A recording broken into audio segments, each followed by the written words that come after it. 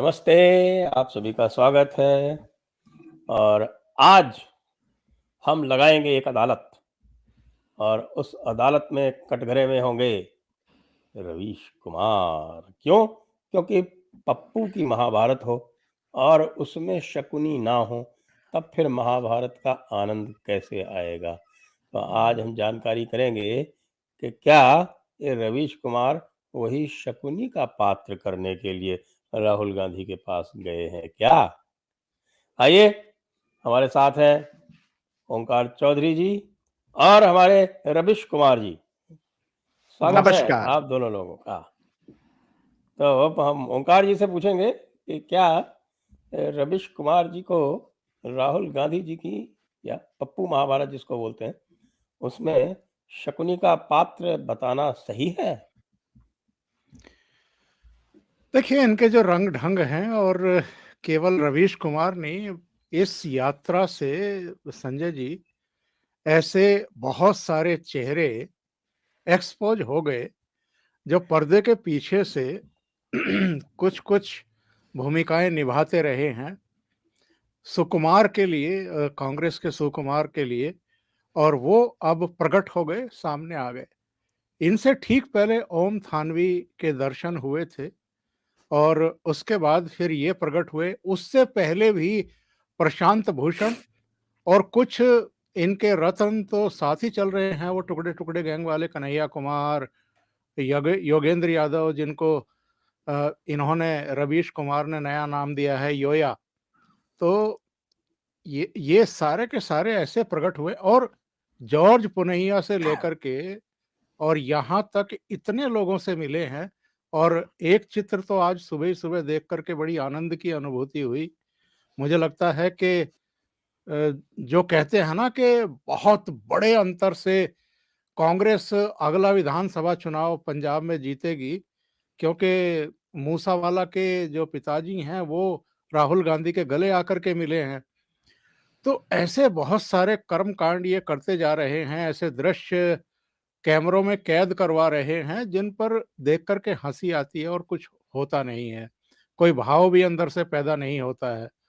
ऊपर से जो उनके बयान हैं वो तो माशाअल्लाह, क्या कहिए, उनको तो ऐसे ऐसे बयान उन्होंने दे दिए हैं कि जो थोड़ा बहुत लोगों में भ्रम था वो सब दूर कर दिया, निकाल दिया। पांडवों की कथाएं पता नहीं कहाँ कहाँ से, जीएसटी, विमुद्रीकरण, और उद्योगपति उनके साथ नहीं थे। बहुत सारा ज्ञान इन्होंने ऐसा उंडेल दिया है कि उसको समेटना बहुत मुश्किल होगा। और ऊपर से जिनका आप चर्चा कर रहे हैं, रवीश कुमार, तो रवीश कुमार वैसे तो हमें, आपको, दिल्ली में भी ऐसे बहुत सारे लोग हैं जिनको गोदी मीडिया कह करके ये कहीं ना कहीं एक अलग ट्रैक लेने की कोशिश करते थे। आज किसकी गोद में बैठे हुए दिखाई दे रहे हैं?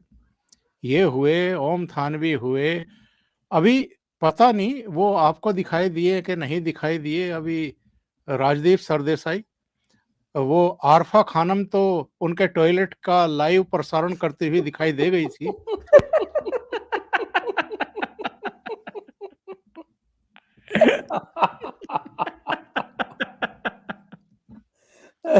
चलिए, खाली खाली टॉयलेट का ही किया, टॉयलेट करते हुए नहीं किया, वो भी कर सकते हैं लोग।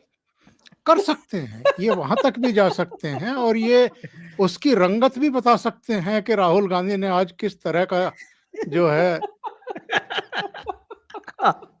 बवासीर है कि नहीं ये भी बताइए। एक हमारे यहाँ मेरठ के एक वो थे शायर, वो अरे सर रुकिए, हंस लेने दीजिए।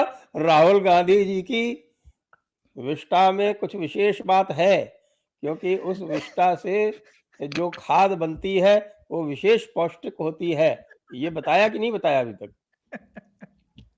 तो मैं जिस मेरठ के शायर का जिक्र कर रहा था, वो ऐसे ही बेहुदा शेर कहने के लिए मशहूर थे। और ये चूंकि मतलब तामसिक नहीं है, तो इसको मैं बता भी सकता हूँ दर्शकों के लिए। उन्होंने एक बार स्टेज पर पढ़ा कि मिल जाए अगर तकत तो हक दूं अलग अलग।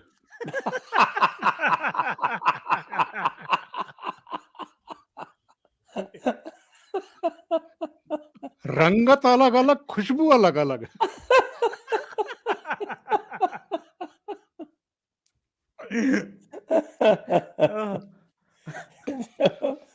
ये तो फिर हमें ओमकार सर। तो इसको आप पप्पू से जोड़ करके या आरफा खानम से जोड़ करके, उनकी लाइव रिपोर्टिंग से जोड़ करके देख सकते हैं कि ये लोग किस स्तर पर जाकर के मतलब रिपोर्टिंग कर सकते हैं। और कितनी मतलब इन्होंने बुद्धि लगाई होगी कि मुझे टॉयलेट भी शूट करना है, इसके अलावा उनका बिस्तर भी दिखाना है और उसको सबको सामान्य बताना है। नहीं, मतलब वहां तपस्वी बताना है, सामान्य हाँ, थोड़ी है। वो तपस्वी का बिस्तर था, वो तपस्वी का टॉयलेट था, वो तपस्वी की विष्ठा थी, उसमें सुगंध आती थी। तो जो मोदी के सही कामों को भी बताएं वो तो है गोदी मीडिया, और जो टॉयलेट से सीधा प्रसारण करें वो हैं बड़े तटस्थ, निष्पक्ष और मतलब बेहतरीन किस्म के संवाददाता। और अगर 10 कदम राहुल गांधी के साथ चल भी दें तो फिर तो सोने पर सुहागा। तो इनकी सबकी पोल पट्टी एक्चुअल में खुल गई है। बहुत दिनों से इन्होंने सर्टिफिकेशन का एक धंधा चलाया हुआ था कि मीडिया कौन है, जर्नलिस्ट कौन है, एडिटर कौन है। जो आरएसएस को गाली दे, जो मोदी को गाली दे, जो इनके खिलाफ बोले, वो असली पत्रकार है। और जो इनकी चमचागिरी करे, यानी वामपंथियों की, 10 जनपद की, राहुल गांधी, सोनिया गांधी की इनकी आरती उतारता रहे और इनकी कृपा के पात्र बनता रहे, वो असली जर्नलिस्ट है। तो वो विनोद दुआ और पद्मश्री पाने वाले कई लोग उस समय, वो सब असली जर्नलिस्ट हैं। और जो नहीं पा पाए उनकी कृपा, वो कहें कि जर्नलिस्ट, वो तो गोदी मीडिया है। तो अब हम इस मैटर में डायरेक्ट रविश कुमार जी से ही पूछ लेते हैं। रविश कुमार जी, आज आप अदालत में हैं। यह बताइए कि आप क्या करने गए थे राहुल बाबा के साथ घूमने? कि आप उनकी महाभारत जो है वो जीएसटी और नोटबंदी के ऊपर लड़ी गई, इस वार्ता से सहमत हैं रविश कुमार जी?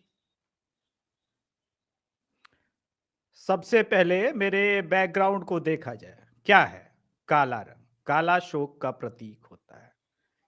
भारत में ये जो नया भारत आप बना रहे हैं संजय जी, जो लगातार जयपुर डायलॉग ओशन नेटवर्क या अभिषेक तिवारी शो करना चाह रहा है, ये हम नहीं चलने देंगे। क्यों नहीं चलने देंगे? मेरे दैत्य गुरु शुक्राचार्य ने मुझे बताया था कि रवीश, अपने बड़े भाई के सानिध्य में जाओ।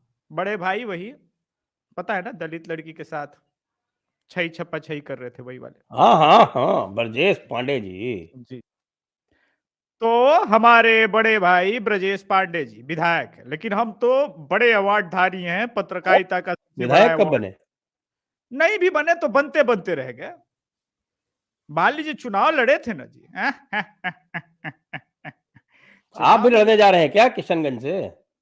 आपने मेरे मुंह की बात छीन ली। मुझे इस बात का अफसोस है कि इतना बड़ा मैग्सेसे अवार्ड मिलने के बाद भी नरेंद्र मोदी ने मुझे नीचा दिखाने के लिए अक्षय कुमार को इंटरव्यू दिया, वो प्रसून वाजपेयी को इंटरव्यू दिया, लेकिन मुझे लगातार इग्नोर किया। अब मैं उनसे संसद में जाके डंके की चोट पे सवाल करूंगा, तब तो वो नहीं बच पाएंगे। रवीश कुमार बदला लेके रहेगा, जैसे गैंग्स ऑफ वासेपुर का फैजलवा बदला लिया था। हम आपको बता दें कि 2 ठो इलाका भी चुन लिए हैं, भोजपुरी में चैनल भी खोल लिए। ये तो शेर हो गया। 2 ठो इलाका भी चुन लिए हैं, भोजपुरी में चैनल भी यूट्यूब खोल लिए हैं। मधुबनी और किशनगंज से लड़ने की फिराक में है। देखिए कहां पे राहुल बाबा मेहरबान होते हैं। इसीलिए राहुल बाबा के साथ पदयात्रा करके हम उनको बता रहे थे कि देखिए सत्ता में कैसे हम आ सकते हैं, सत्ता में आने के कुछ उपाय हैं। आप अगर चौसा में किसान पीट दिए जाए, बिहार में लाठी चार्ज सरकार कर दे, तो आप चुप हो जाइए। वहां पे जाकर के पागलपंती मत दिखाइएगा कि किसान आंदोलन को हम समर्थन देते हैं, अपना ही पार्टी सत्ता में है। और रामचरितमानस वाले बवाल पे भी आप चुप ही रहिएगा और मीडिया को भी बताइएगा इस प्रकार के सवाल ना पूछे, क्योंकि अपनी ही पार्टी के लोग हैं, अलायंस पार्टी के लोग हैं। तो ये सारी चीजें संजय जी हम करने का कोशिश कर रहे हैं। बाकी आपके प्रतिरोध में देखिए मैंने स्क्रीन काली कर दी है।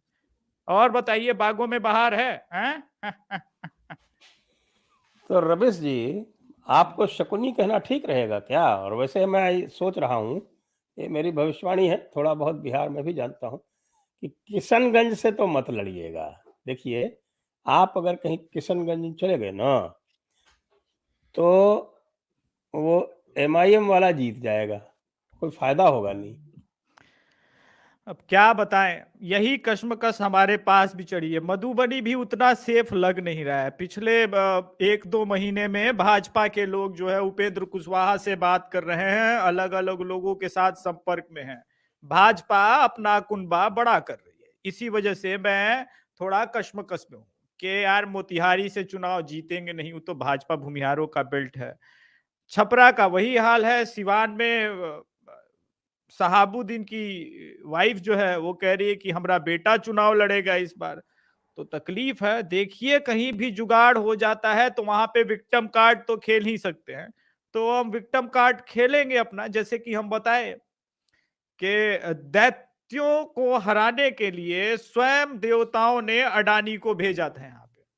और अडानी ने जन्म ही इसीलिए लिया था कि वो एनडीटीवी खरीद सके और मुझे बेरोजगार कर सके। उसी प्रकार से थोड़ा कश्मकश है बिहार में। देखिए, हो सकता है राहुल बाबा अमेठी से ही हमको चुनाव लड़वा दें। ऐसी सेफ सीट तो चाहिए जहां से हम जीते और सवाल पूछे मोदी से। ओंकार जी, अमेठी से रवीश कुमार जी चुनाव लड़ेंगे, कैसा विचार है? राज्यसभा से भी भेज दीजिए, मतलब हम मोदी से सवाल पूछना चाहते हैं। जो तो सवाल तो बाहर ही बैठ के पूछ लीजिए ना, यूट्यूब से पूछ भाव नहीं लीजिए। देते हैं, भाव नहीं देते हैं, भाग जाते हैं, डरते हैं हमसे। मोदी डरते हैं हमसे, अंबानी डरता है, पूरा सृष्टि डरता है, ब्रह्मांड डरता है। मामूली आदमी समझे हम हमको। मैंने मैग्सेसे अवार्ड लिया है, आप हमको मामूली आदमी मत समझिए। मेरे सवालों से लोग डर रहे हैं भाई। भूकंप आया है, नेपाल में प्लेन क्रैश कर गया मेरे सवाल की वजह से। अच्छा, उसमें बिहार का भी था कोई? 5 आदमी थे, गाजीपुर के आसपास के लोग। चलिए हम बात करते हैं अब ओंकार जी से। ओंकार जी, आप भी कोई प्रश्न पूछना चाहते हैं क्या रवीश कुमार से? नहीं, मेरा तो यही प्रश्न है, असली नकली जो भी रवीश कुमार है उनसे सवाल। और मुझे तो जो असली है वो भी नकली लगने लगा है, क्योंकि और जो नकली है वो असली लगने लगे हैं मुझे। तो ये बताएं रवीश कुमार के साहब, आप जब doctor Manmohan Singh prime minister थे 2014 तक, आपने कांग्रेस की खटिया खड़ी करने वाली कितनी रिपोर्ट्स फाइल की और कितने प्रोग्राम दिखाए। दूसरी बात यह है कि आपको हमेशा उन स्टेट्स की घटनाएं ही क्यों घटनाएं दिखी जहां कांग्रेस की सरकारें नहीं थी और दूसरे दलों की सरकारें थी। उनमें भारतीय जनता पार्टी भी है और दूसरे दल भी हैं। नीतीश कुमार जब भारतीय जनता पार्टी के साथ जाते रहे तो आपको नीतीश कुमार रावण दिखाई देने लगे। जब उन्होंने बीजेपी का साथ छोड़ा, लालू जी के साथ गए, तो वो आपको देवता दिखाई देने लगे। ये रंगत आप क्यों बदलते रहे? और जिन स्टेट में कांग्रेस की सरकारें रही, वहां की बड़ी से बड़ी घटनाएं भी आप रिपोर्ट करने से क्यों बचते रहे? केजरीवाल को मैंने बनाया है गुरु। छिपकली और गिरगिट से ज्यादा तेजी से रंग बदलने की कला में मैं हो गया हूं माहिर। आपको एक बात बता दूं ओमकार चौधरी सर, जिस एनडीटीवी की स्थापना डीडी नेशनल के टेप को चुरा करके हुई और जिसमें भी जिस सरकार ने मदद की, आप क्या चाहते हैं मैं उसी सरकार के खिलाफ बोलूं? 25वीं सालगिरह जहां पे हमने राष्ट्रपति भवन में बनाया, क्या मैं उस सरकार से सवाल करूं? या मैं, और दूसरी बात, मैं सेकुलर हूं, मैं तो ये जानना चाहता हूं कि इस देश में अगर इस्लामिक शासन आ ही जाएगा तो क्या होगा? आप खतना नहीं क्यों करवाना चाहते? खतना करवाने में क्या दिक्कत है? मैं खुद करवा चुका हूं, मेरा मेरा भाई करवा लेगा, सब करवा लेंगे। सवाल यह है कि इस देश में अकलियतों के साथ जो हो रहा है वो नाइंसाफी है। दोस्त, प्यार बहुत जरूरी है, और प्यार जो है वो बहुत जरूरी है। मैं तो बार बार कहता हूं अपने माध्यम से, ये राइट विंग वाले प्यार करना नहीं जानते हैं दोस्त। आपको प्यार करना है तो एनडीटीवी वालों से सीखिए। हमको अंग्रेजी का सिखाने बोल करके दूसरे प्लेटफॉर्म पे चली गई, उसका भी दुख है। तो अब तो आप मोहब्बत की दुकान पे पहुंच ही गए हैं। हाँ, वो भी बेरोजगार, मैं भी बेरोजगार। आइए जरा थोड़ा आप गंभीर चर्चा भी कर लें जिस भारत जोड़ो यात्रा की और जिस तरह से चल रहे हैं ओंकार जी। लेकिन गंभीर से, सॉरी सर इंटरप्ट करने के लिए, एक बात मैं कहना चाहूंगा सीरियस नोट पे। ये बातें चल रही है कि रवीश जी सीरियसली चुनाव लड़ेंगे और मधुबनी से ही मोस्टली ज्यादा चांसेस है लड़ेंगे। किशनगंज मैंने एक ऑप्शन के तौर पे, जो बातें रूमर उठ रही है बिहार में, उस पे बातें हो रही है। एक और भी कुछ लोग आरजेडी ऑफिस में बात कर रहे थे कि हो सकता है रवीश जी को राज्यसभा भी कांग्रेस डायरेक्ट भेज दे अगर बिहार में ज्यादा सीटें आ गई 2024 के चुनाव में। तो जी 2024 का चुनाव तो बहुत दूर है, लेकिन जो प्रश्न उठता है ओंकार जी से पूछूंगा मैं कि ये भारत जोड़ो यात्रा में रवीश कुमार जो पहुंचे हैं, आज मैं देख रहा था और बात बड़ी सही कह रहे थे, मुझे सही लगी, हर्षवर्धन जी कह रहे थे, त्रिपाठी जी, कि ये वहाँ पर अपने आप को ऐसे प्रोजेक्ट करने गए हैं कि जो स्कीम प्रशांत किशोर लेके आए थे, वो प्रशांत किशोर को तो रिजेक्ट कर दिया गया। अब रवीश कुमार कह रहे हैं कि वो स्कीम मैं लागू करूंगा। कौन सी स्कीम लेकर के आए थे प्रशांत भूषण, संजय जी? कि कांग्रेस को आगे चुनाव कैसे जिताया जाए, उन्होंने प्रेजेंटेशन बनाए थे बहुत बड़े-बड़े, वो लीक भी हो गए थे, आपको भी पता है।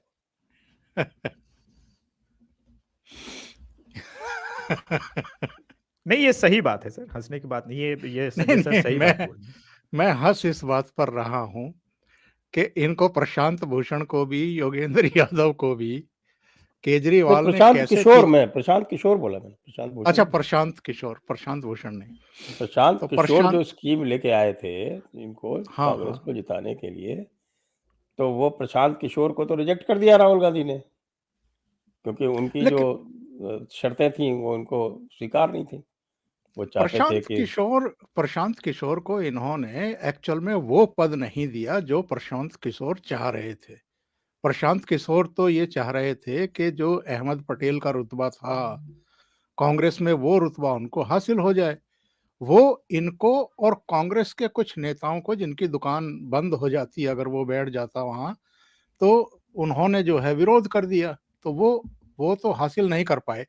लेकिन अगर आप ध्यान से देखें सीरियसली, जो सुझाव उन्होंने दिए और बाद के जो इंटरव्यू उनके आए हैं, उन्होंने जो बताया कि भाई मैंने क्या क्या बातें कही थी, ये उनका करीब करीब 70% जो उनके सुझाव थे उस पर अमल कर रहे हैं। उन्होंने ये भी कहा था कि पब्लिक के बीच में आप लोगों को जाना पड़ेगा, ये ट्विटर खेल करके आप जनाधार नहीं बढ़ा सकते हैं। कई उनके सुझाव ये अमल में ला रहे हैं। तो प्रशांत किशोर को रिजेक्ट किया इन्होंने। प्रशांत किशोर के जो सुझाव थे उनको कहीं ना कहीं ये एक्सेप्ट दिखाई करते हुए और उन पर अमल करते हुए दिखाई दे रहे हैं। तो वो तो उनके साथ तो कुछ वैसा हुआ है कि हमें तो लूट लिया मिलके हुस्न वालों ने। तो उनको कुछ मिला मिलाया भी नहीं, कांग्रेस से पेमेंट भी नहीं आया, और जो उनके सुझाव थे उन पर ये कुछ अमल भी करते हुए दिखाई दे रहे हैं। देखिए, इस पूरी यात्रा का अगर हम हासिल और नुकसान दोनों पर नजर दौड़ाएं तो एक ये उपलब्धि तो है कि जब तक इनका मुंह बंद था, जब तक इन्होंने होठ और जबान नहीं खोले थे, तब तक इम्पैक्ट तो ठीक ही जा रहा था, संदेश तो ठीक ही जा रहा था कि भाई लोगों के बीच में जा रहे हैं, रोज अलग अलग वर्गों के लोगों से मिल रहे हैं। भले ही वो बड़ा फैब्रिकेटेड सा लग रहा हो कि पकड़ पकड़ करके अलग अलग तरह के लोगों को लाया जा रहा है, फोटो खिंचवाए जा रहे हैं, वीडियो बनवाई जा रही है, फिर धुआंधार तरीके से उनको प्रचारित प्रसारित किया जा रहा है, करवाया जा रहा है। मीडिया को भी बुला करके कवरेज कराने की कोशिश की जा रही है। जब तक ये बोलना शुरू नहीं किए थे तब तक इम्पैक्ट थोड़ा थोड़ा ठीक था। लोगों को लग रहा था कि भाई अब ये ट्विटर बाजी से सड़कों पर आ गए हैं, पब्लिक से कम मिल तो रहे हैं जा करके। लेकिन भाई ने जब से बोलना शुरू किया है, रुकने का नाम नहीं, और ऐसी ऐसी बातें कह दी हैं, मतलब जिनको बहुत लंबे समय तक लोग याद भी करते रहेंगे, एक दूसरे को सुना करके आनंद की अनुभूति भी प्राप्त करते रहेंगे। और बहुत सारे तो ऐसे डायलॉग बोल दिए हैं कि कपिल शर्मा शो भी शर्मा जाए। तो आप ऐसे यदि मुझे अनुमति दें तो मैं जी जी एक, किसी ने मुझको एक लिस्ट भेजी है। वैसे तो और भी बताएंगे, रवीश कुमार जी ज़्यादा कवरेज करते हैं उनका, तो उनको ज़्यादा ध्यान होगा, लेकिन मेरे पास 13 पॉइंट हैं, वो मैं बोल देता हूँ। नंबर 1, पांडवों ने सभी धर्मों का सम्मान किया था। नंबर 2, पांडवों के साथ में सभी छोटे दुकानदार थे। नंबर 3, पांडवों ने कभी जीएसटी नहीं लगाई। नंबर 4, पांडवों के साथ कोई भी बड़े उद्योगपति नहीं थे। नंबर 5, भारत की जनसंख्या 140 करोड़ रुपए है। नंबर 6, कौरव खाकी नेकर पहनते थे। नंबर 7, पांडवों ने कभी नोटबंदी नहीं की। नंबर 8, राहुल गांधी ने खुद राहुल गांधी को मार दिया है और अब वो कंटेनर बाबा है। नंबर 9, भारत तपस्वियों का देश है, पुजारियों का नहीं। नंबर 10, कंटेनर बाबा को समझने के लिए पहले भगवान शिव को समझना होगा। नंबर 11, जो सर्दी से डरते हैं उनको सर्दी लगती है। नंबर सही। 12, इस्लाम से ज्यादा शांति वाला कोई धर्म नहीं है। नंबर 13, कंटेनर के अंदर ही असली बैंकॉक है। हर हर महादेव। ये हर हर महादेव आरएसएस वाले नहीं बोलते हैं, ये मेरी तरफ से ऐड किया मैंने। अब इस पर आप लोगों के विचार जानना चाहूंगा। क्या गलत बोला बाबा ने? क्या गलत बोला? रोमिला थापर जब ये कहे कि अशोक जो है, अशोक से प्रेरित थे प्रभु श्री रामचंद्र, तब तो ठीक ही है। जिसकी देखिए गुरु भी तो देखिए, टीम तो देखिए, टीम किसकी है। ये जो टीम है, कोर टीम तो वही है। कभी उसमें कमल हसन आ जाएंगे। कमल हसन ने क्या कहा कि चोलों ने कोई हिंदू मंदिर नहीं बनाया। तो चाहे इस लेवल का नॉलेज शेयर होगा तो वहां तो कहा जाएगा कि भाई महाभारत में सभी धर्म के लोग थे, वहां पे मुसलमान थे, ज्यूस थे, पारसी थे, सभी थे। ये आपको मान लेना चाहिए। वैसे भी भारत में इस प्रकार के कई इतिहास बोले गए। ये उतना ही बड़ा मजाक है जितना बड़ा मजाक ये कहा गया कि कुतुबुद्दीन ऐबक ने कुतुब मीनार बनाया। वो तो आप जैसे लोग आ गए फतवा आलमगीरी वगैरह का ट्रांसलेशन करने लग गए, तो लोग एक्सपोज हो रहे हैं। वरना इतने दिन तक तो हम एक्सपोज नहीं हुए थे। तो एक अटेम्प्ट करने में क्या जाता है? गलत नहीं बोला बाबा ने। बाबा गलत नहीं बोलते। Container Baba is greatest. लेकिन इसके हाँ अलावा भी एक आध बयान उनका छूट गया है। जिन्होंने भी आपको लिस्ट भेजी है, एक जी बयान उनका जी जी, बहुत हाँ ही हाँ, बताएं बताएं। वायरल हुआ था कि इस यात्रा में कुत्ते भी आए। इस सुअर भी आए। यात्रा में सुअर भी आए। आपने लेकिन यदि देखा? आपने नहीं देखा? इसमें भैंस भी आई भैंस भी आए क्या? और हाँ, किसी ने किसी को नहीं मारा। मैंने पूछा था स्वरा भास्कर से कि तेरे को भैंस कह रहे हैं क्या, तो उसने जवाब नहीं दिया। मुझे आरफा ने ब्लॉक कर दिया है। मैंने भी यही बात बोला था। इस यात्रा में सुअर गधे सब आ रहे हैं, भैंसा भी आ रहे हैं। यार मजाक नहीं, कर ये रहे तो असल में तो हमारे प्रिय जो भाईजान लोग हैं उनको तो बायकॉट कर देना चाहिए। बताइए, सुअर बोल दिया। हाँ यार, ये तो सूअर तो हराम है, सुअर तो नजिस है, नजिस, नजिस है, अपवित्र। अपवित्र है। वैसे एक एक एक महत्वपूर्ण बात, सीरियस नोट पे बात करते हैं। देखिए, प्रशांत किशोर ने जो भी सलाह दिए हों और रवीश कुमार अब जब भी सलाह दें, मैं एक सलाह देना चाहता हूं, अभी से लेकर के 2024 तक राहुल गांधी कुछ ना बोले, एकदम नया रूप ले मौनी बाबा का। कांग्रेस उसके बाद वास्तव में कुछ बेटर कर सकती है। ये आदमी जब भी मुंह खोलेगा, जब भी बोलेगा, तो भोजपुरी में एगो कहावत है कि उहे सियरा रंग बदल लेगा। मतलब सियार वही है, रंग गिर गया है तो शेर की तरह दिख रहा है। बाकी हर बार आप देखते हैं, हर साल एक है इंडिया टुडे नाम की पत्रिका, हर साल आप देखिएगा और उसमें रिलॉन्च होता है उसका। हाँ, कवर पेज पे राहुल बाबा आते हैं और कहते हैं अब मैच्योर हो गए, अब मैच्योर हो गए। साला 2008 से देख रहे हैं संजय सर, अब मैच्योर नहीं हो रहे। उसके चक्कर में देखिए तेजस्वी जो है वो डिप्टी सीएम बन गया है, ताल ठोक रहा है। कम से कम उसे पता है कि नरेंद्र मोदी को डायरेक्ट नहीं बोलना। एक एक बहुत महत्वपूर्ण बात बताता हूं जो सीखी तेजस्वी यादव ने। एक रैली हुई थी बिहार में, तो तेजस्वी यादव ने नरेंद्र मोदी के ऊपर बयान दिया, तो लालू यादव ने उन्हें बुला के बोला, और वो भी पब्लिक में कई लोगों के सामने, कि तेजस्वी अभी तुम इतने बड़े नहीं हुए हो कि नरेंद्र मोदी को नरेंद्र मोदी करके बुला सको। नरेंद्र मोदी से सवाल जवाब करना है तो मैं करेंगे, मैं करूंगा या नीतीश जी करेंगे। तुम्हारी अभी हैसियत नहीं है, अभी तुम राजनीति सीखो। लेकिन सामने वाला तू तड़ाक चौकीदार चोर है। एक्सेप्ट नहीं करती भारत की जनता कि नरेंद्र मोदी घूसखोर हो सकते हैं। आप 50 क्या 1000 बार भी एक ऐसा बहुत सा झूठ बोलिए, वो झूठ एक्सेप्टेबल नहीं है। अब वो तो कि न, यही कह देते हैं कि आरएसएस वाले हर हर महादेव नहीं बोलते। अब हाँ, हम भी आरएसएस की कई बार आलोचना करते हैं, लेकिन ये पॉइंट हमारे भी दिमाग में कभी नहीं आया। आरएसएस की आलोचना हम संजय सर मुद्दों पे करते हैं, और मैं आरएसएस की नहीं, टॉप लीडरशिप की आरएसएस की आलोचना करता हूं। मैं तो कहता हूं कि मैं तो आरएसएस की भी आलोचना नहीं करता। हाँ, सही आरएसएस बात की है, हम टॉप आरएसएस की टॉप टॉप लीडरशिप की लीडरशिप की आलोचना करते हैं। टॉप लीडरशिप की आलोचना होती है। लेकिन हर हर महादेव तो वो भी कहते हैं भाई। सर जयकारा वीर बजरंगी, ये तो हर नारे में लगता है, रुद्र अवतार है। अच्छा, दूसरा उन्होंने अद्भुत ज्ञान दिया हमको कि शिव को समझना पड़ेगा। मतलब शिव महादेव को को तो समझना नहीं कहा था उन्होंने, ये भी जो मेरे पढ़ो पास पॉइंट आया है गलत। उन्होंने कहा था शिव जी को पढ़ना पड़ेगा। तो हम पढ़ो ढूंढ रहे हैं कि शिव जी ने कौन सा ग्रंथ लिखा जो हमें पढ़ना पड़ेगा। नहीं, मैं शिव जी को पढ़ूं कैसे? इतना ये तो कोई दैत्य गुरु शुक्राचार्य का ही शिष्य कर सकता है। तो घूम रहा था, मैंने उनको नया नाम दिया है, मैग्सेसे अवार्डधारी को दैत्य गुरु शुक्राचार्य का शिष्य। क्योंकि जो उनकी महानता है उससे नीचे पे करेंगे तो भाई वो तौहीन हो जाएगी। उर्दू में तौहीन शब्द ठीक है ना सर?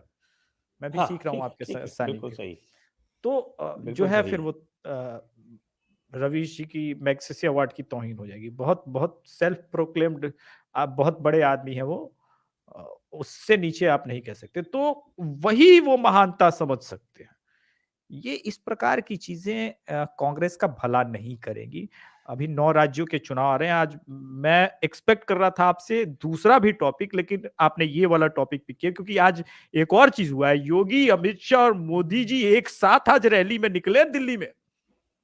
मैसेज बहुत लाउड एंड क्लियर है कि 2024 में जो है ना, कि उधर से अगर पता नहीं कौरव, पता नहीं अपने आप को पांडव कैसे समझ रहे। मैं तो बीजेपी वालों को भी पांडव नहीं मानता, पांडव और कौरव की अलग बात है। लेकिन इधर से भी धनुर्धारी तैयार है, और योगी भी बाण की वर्षा के लिए तैयार हैं सर जी।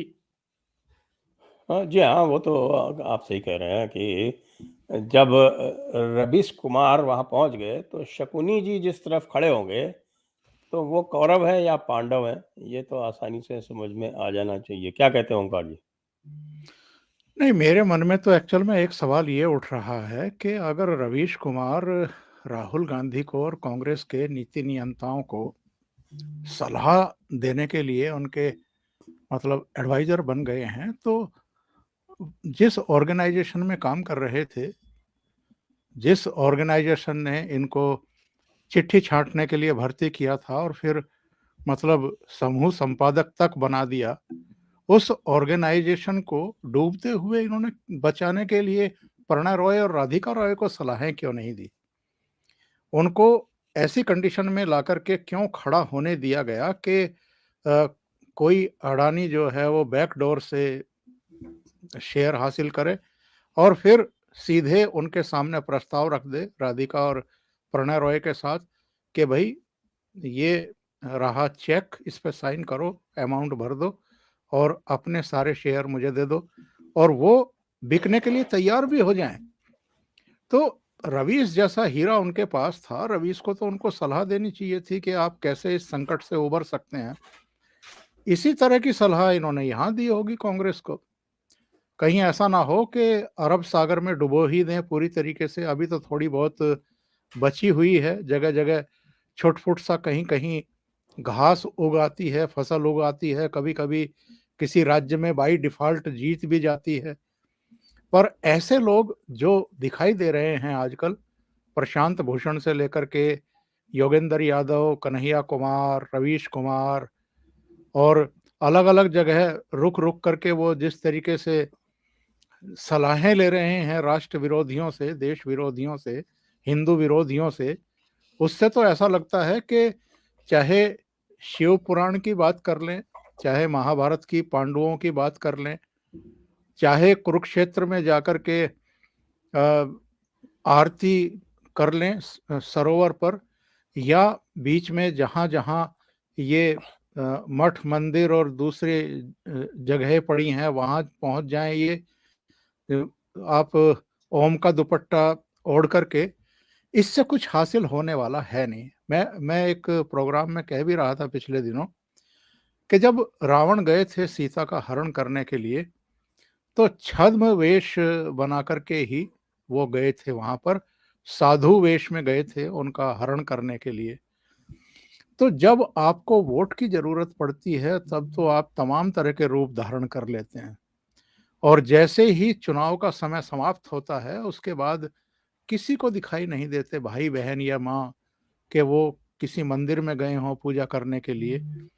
यानी पाखंड पूर्ण तरीके से अगर आप लोगों को भ्रम में डाल करके कि भाई हम भी अगर नरेंद्र मोदी और अमित शाह जहाँ जाते हैं वहाँ मंदिरों में पूजा पाठ करते हैं तो हम भी करते हैं, मतलब ये शो करने के लिए। लेकिन जो आपकी नीतियां हैं, जो आपके तमाम अतीत में कार्यक्रम रहे हैं, जिस तरह के स्टेटमेंट रहे हैं, एक स्टेटमेंट तो अभी आपने ही पढ़ा है, और एक इनके जो प्रधानमंत्री थे उन्होंने दिया था कि इस देश के संसाधनों पर पहला हक जो है वो मुस्लिमों का है। उन्होंने अल्पसंख्यक वर्ड का भी यूज नहीं किया था, उन्होंने तो सीधे मुस्लिम कह दिया था।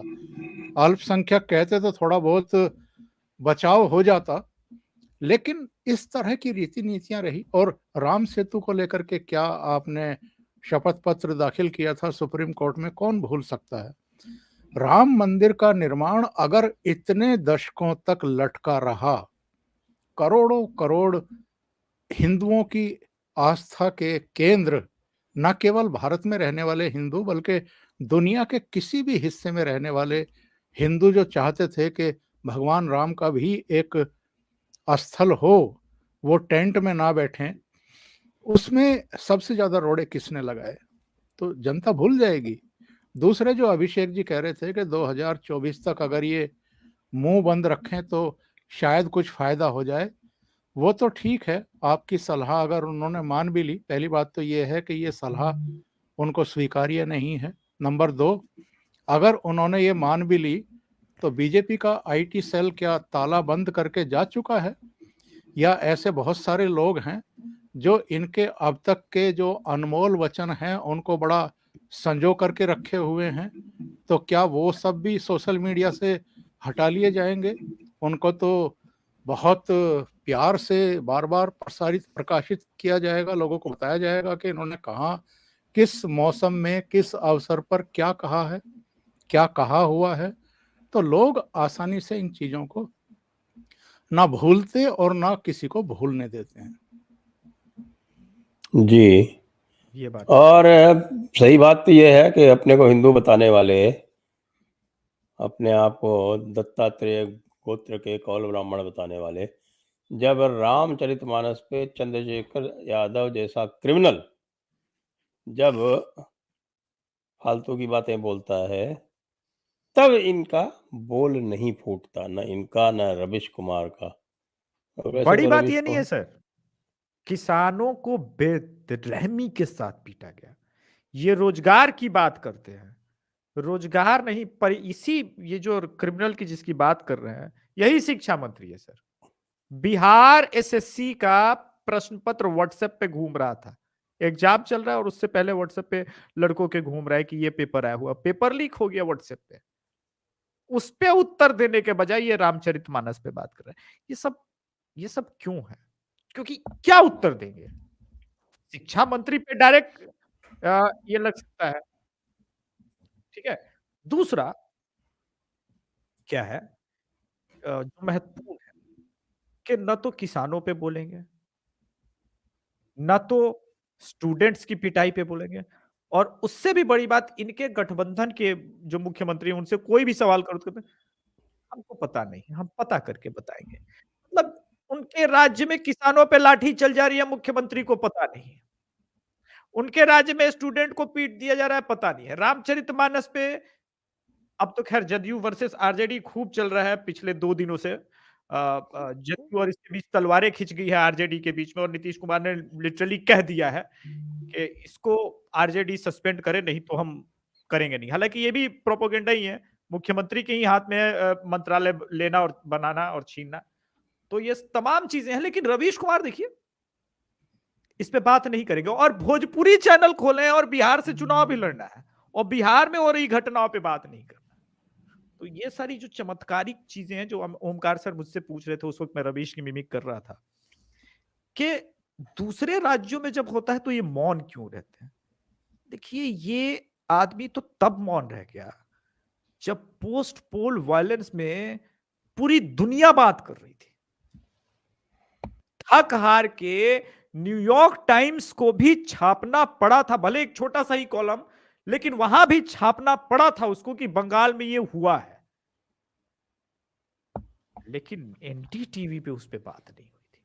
तो ये जो निष्पक्षता और सेलेक्टिव है ना, मैं तो इसीलिए मैं कहता हूं भाई मुझसे तो उम्मीद मत करो। धर्म युद्ध में जो निष्पक्ष है, प्रभु श्री कृष्ण ने ही कहा था, धर्म युद्ध में जो निष्पक्ष है वह धर्म के पक्ष में खड़ा है। और मैं कम से कम अभिषेक तिवारी अधर्म के पक्ष में खड़ा नहीं हूं। इसलिए मेरा एक पक्ष है, सनातन का पक्ष है, और चूंकि मेरे विचारधारा से 30-40-50% तक भाजपा ही वो मेल खाने वाली पार्टी है, इसलिए मैं डंके की चोट पे कहता हूं कि हां मैं बीजेपी को समर्थन करता हूं, और बिहार में 2024 में और 25 में भाजपा को जिताने के लिए, लोकसभा में भी जिताने के लिए अपनी संपूर्ण ताकत लगाऊंगा। क्योंकि झूठ बोलने से क्या फायदा? सामने खुल खुल के अब लड़ाई हो ना मेरे और रवीश के बीच में। वो भी कांग्रेस में चले ही गए, एक्सेप्ट कर ले कि हाँ वो कांग्रेस पार्टी में चले गए, झूठ क्या बोलना है। अभी भी पत्रकारिता है, 2 कौड़ी के यूट्यूबर बन गए, फिर भी कह रहे हैं कि हम पत्रकार ही हैं। कब तक ये ड्रामाबाजी? हमारे दो ले दो कौड़ी अब हमारे लेवल में आ गए हैं भाई, अब हमारे लेवल में आ गए, हमसे बड़े नहीं रहे। वो अपना अवार्ड रख दीजिए, भूल जाइए उस पे। इसके अलावा भी मेरे एक बात ही मैं ये पूछना चाहता हूँ राहुल गांधी से या रवीश कुमार या इन सारे लोगों से जो अभी नए नए हिंदू बन करके दिखा रहे हैं। जब उमेश कोल्हे को मारा गया था, जब कन्हैया दर्जी को मारा गया था, जब कश्मीर में हिंदुओं को टारगेटेड जिनकी हत्याएं होती हैं, तब इनकी जवान को लकवा क्यों मार जाता है? तब ये बोलते क्यों नहीं हैं? तो ये सब नाटक नौटंकी करके आप ये साबित नहीं कर सकते कि आप भी हिंदू हैं।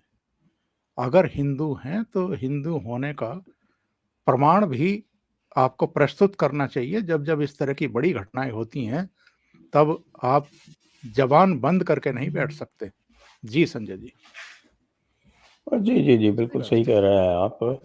और इसलिए ये पूरा का पूरा जो इनका कार्यक्रम है और जिस प्रकार से ये चल रहा है, हमने देखा जाके कि किस प्रकार से ये पंजाब में जाकर इनकी जो नाटक मंडली थी उसमें जाते जाते एक बेचारे सांसद जो है वो अपनी प्राणों की आहुति दे बैठे, क्योंकि संभवतः सर्दी में वो देखने चले गए होंगे कि साहब मुझे भी राहुल गांधी की नकल करनी है। अब उन्हें क्या पता कि राहुल गांधी कौन सा पदार्थ लेते हैं जिससे उनको ठंडक नहीं लगती, भले वो ये कहते हो कि मैंने इसको देखा, ये तो काँप रहे थे, इसलिए मैंने कहा मैं भी अब नहीं, लेकिन वो तो काँप रहे थे सर्दी में, तुमको कँपकँपी क्यों नहीं लगती भाई? जी।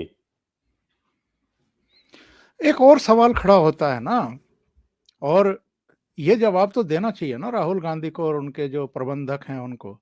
अगर 3 लड़कियां कांपती हुई इनके पास आई थी फोटो खिंचवाने के लिए, तो ये जो यात्रा पर आप सैकड़ों हजारों करोड़ रुपया खर्च कर रहे हैं, थोड़ा सा उन 3 बच्चियों के लिए भी खर्च कर देते, उनको स्वेटर ही पहना करके भेज देते, उनको गर्म कपड़े ही दे देते, तो उनको ज्ञान दे दिया ना, बजाय गजब बात मतलब कर रहे हैं उनको ओमकार सर। जब बोल ही ज्ञान दे दिया कि सर्दी से आप डरते हैं तभी सर्दी लगती है, वो ज्ञान दिया होगा उसको कि तुम कांपो मत, डरो मत। मान लो कि सर्दी वो नहीं है। इस सांसद आदमी महोदय ने को भी यही कह दिया होगा, बेचारे सांसद जी काल कवलित हो गए। संजय सर, इस आदमी ने जयपुर की एक रैली में बयान दिया था, poverty is state of mind. Yes. मुझे लगा पहली बार कि इसका जो राइटर है ना वो यूएसए से है, क्योंकि वहां भी वैसे गरीबी है, लेकिन इंडिया में तो रियलिटी है। पिछले 50 साल से ये पार्टी गरीबी हटा रही है और कह रही है poverty is state of mind. जब एक लाइन में आप गरीबी हटा सकते हैं, ये जो दिव्य ज्ञान है ना सर, इसीलिए आरफा खानम शेरवानी कह रही थी कि आदमी तपस्वी है, क्योंकि ये दिव्य ज्ञान तो मामूली आदमी नहीं दे सकता। Poverty is state of mind, poverty is state of mind, cold is state of mind, cold and cough is state of mind. तो ये सारी चीज जो है ना स्टेट ऑफ माइंड है। सही माने में हम ये इसका निष्कर्ष ये निकाल सकते हैं कि Rahul Gandhi and Ravish Kumar, they are both states of mind. Exactly ये भी ठीक है। सही है, सही अच्छा, कंक्लूजन। एक मैं जाते जाते एक बहुत सीरियस नहीं, थोड़ा सा लाइट मोड पे एक चीज कहना चाहता हूँ राहुल गांधी के लिए। एक बार राहुल गांधी एक नया नदी के किनारे बैठा हुआ था, उसके पास एक फिजिक्स का टीचर था और एक मैथमेटिक्स का टीचर था। तो मैथमेटिक्स का टीचर जो है वो नदी में गया और बोला मैं इसका वॉल्यूम निकाल के आता हूँ, उसमें वो डूब गया। वो फिर फिजिक्स वाला टीचर गया, वो डेंसिटी निकालने गया, वो भी डूब गया।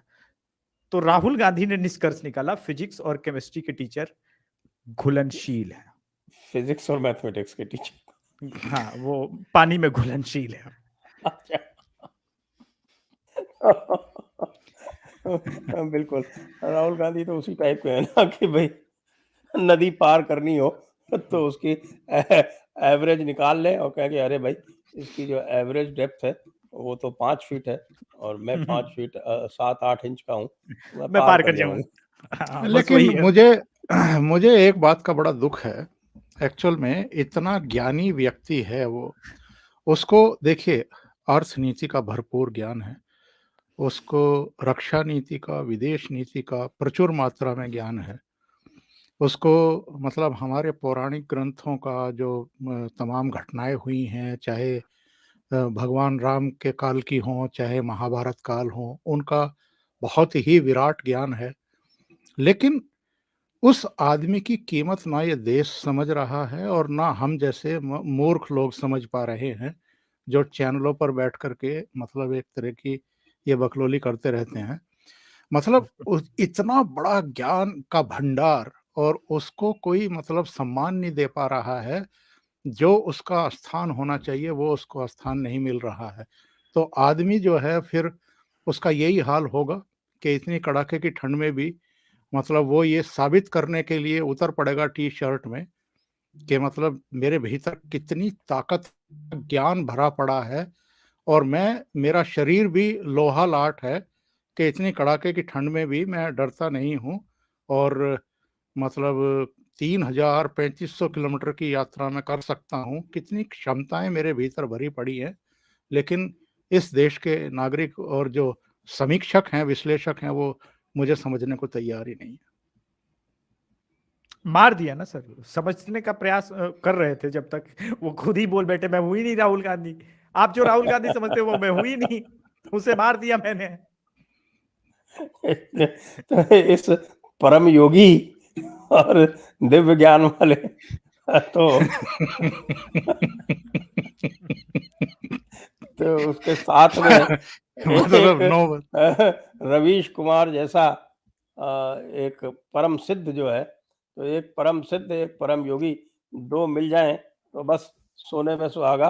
और इसी सोने में सुहागे को हम जो है इनके क्या कहें, गुड विशेस देते हुए हम यहीं पर इस कार्यक्रम को विराम देंगे। आप सभी दर्शकों का नमस्कार। बहुत-बहुत धन्यवाद। ओंकार जी जय श्री आपका बहुत-बहुत धन्यवाद। अभिषेक जी उर्फ रवीश कुमार आपका भी बहुत-बहुत धन्यवाद। जय हिंद, वंदे मातरम। वंदे मातरम।